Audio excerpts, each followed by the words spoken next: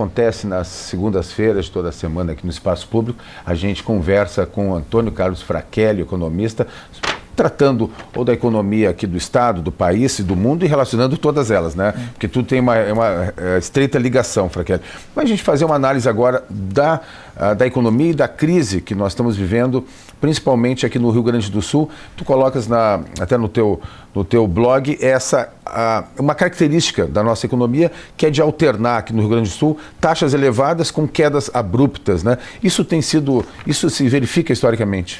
Olha, o primeiro documento que a Fundação lançou, a Fundação de Economia, eu estava na presidência naquela época, fui diretor técnico, depois tive um treinamento na presidência. Era um estudo de 25 anos do comportamento da economia gaúcha. Então, se tu pegasse uma média de 5% ao ano, vamos imaginar, nós tínhamos aí 21 dos 25 anos que estavam muito acima dessa média ou muito abaixo desta média. Então, uma característica da economia gaúcha, desde os primeiros estudos, é essa intermitência de crescimento. Há um tempo atrás, tu falava no Super Safra, tu abre os jornais hoje, tu já começa a te preocupar com a seca no sul do estado, né? 11 municípios aí, problema do solo, como é que se encontra. Então, esses quadros se alteram rapidamente, né? A notícia dos últimos, principal notícia dos últimos dias, foi a ida do governador Sartori a Brasília, tentando, né, buscar uns créditos, que não conseguiu, né? Houve uma negativa por parte do ministro Levi, e a decisão de ao menos atrasar o pagamento da dívida em relação à União, né? Como é que esse quadro pode ser avaliado agora? Bem, nós temos a dívida do Estado de 50 bilhões, nós temos os problemas precatórios, nós temos os problemas do déficit da Previdência, são diversos problemas que têm que ser gerenciados, né? O problema todo que o assunto do dia é a questão do pagamento dos salários. Então chega um momento, vamos imaginar o mês de abril, e a previsão da arrecadação é 2,2 bilhões de reais. E tu tem uma folha acima de 1. Né? Então tu começa a olhar para o lado, tem municípios esperando 25% dos 2,2 bilhões ou da arrecadação do ICMS. Do ICMS, né? Então, tu tens que atender, tens que prever a receita adequadamente, tu tens que pagar o pessoal, tem que pagar os municípios e tu tens a questão dos fornecedores e mais a dívida com a União. Essa dívida com a União a que tu te referes, já tivemos muitas vezes problemas de conflitos intensos com a União e se estabeleceu um valor, um percentual. Esse percentual foi reduzido de 18% para 13% no tempo.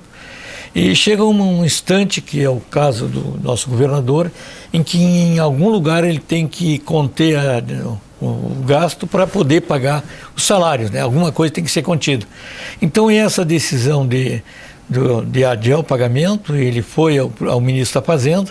Por quê? Porque o ministro da Fazenda também vive uma situação muito difícil neste momento. A política fiscal brasileira estava um pouco desacreditada em função das metas previstas e da maneira como foram os resultados alcançados, e começou a se discutir a possibilidade do Brasil perder a capacidade de manter o grau de investimento. O grau de investimento facilita os investimentos externos no Brasil.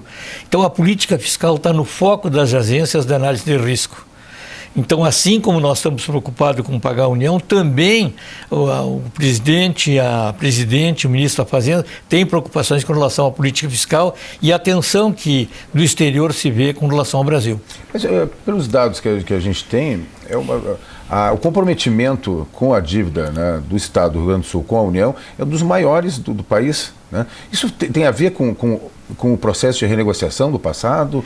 Como é que chegou a isso? Bem, eu acho que é importante pensar o seguinte, se eu me dei conta quando eu estava na presidência ou diretoria da Fundação, na segunda vez que passei, em que vieram as equipes do Paraná. Então nós tínhamos uma longa tradição na área de economia, de estatística, e outros estados não tinham. E a partir daí nós fizemos um acordo com a União e começamos a treinar Paraíba, Rio Grande do Norte, Amapá, o Brasil todo, né, em termos de estatística de informações. Além de nós termos começado mais cedo, é importante também lembrar que só o Parlamento Gaúcho tem mais de 180 anos de tradição. Sim. E o que é, digamos, o legislativo? O legislativo é aquele que equaciona as demandas da sociedade, né? E frente ao executivo, ele vê o que é preciso prover o setor público.